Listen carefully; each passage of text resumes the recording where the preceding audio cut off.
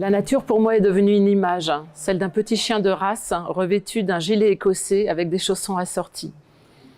Ce qu'elle m'évoque et ce que je voudrais qu'elle soit encore, c'est une puissance, un jaillissement, une émergence, une profusion des oiseaux migrateurs.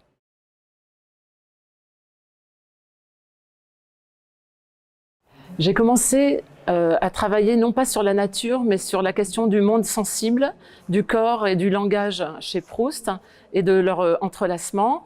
Ensuite, j'ai travaillé sur les images du corps interne en littérature et comment on représentait les corps féminins au pluriel.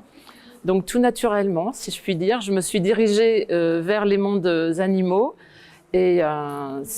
vers ce que j'appelle la zoopoétique, c'est-à-dire la représentation des bêtes en littérature, mais aussi je travaille sur l'animalisation des humains à des fins politiques.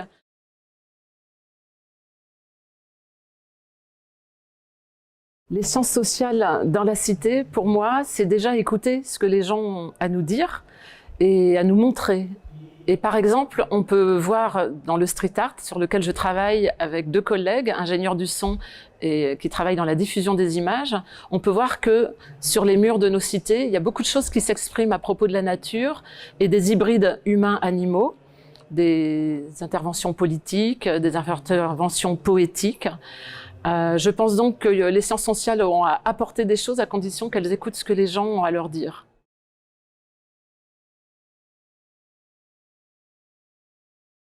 Si j'ai un livre que je peux conseiller aux gens, ce serait de lire Jean Rollin, Un chien mort après lui, qui raconte l'histoire d'un homme qui part à la recherche de chiens errants à travers le monde, aujourd'hui, dans notre contemporanéité, et qui découvre tous les désastres humains au sein de la nature.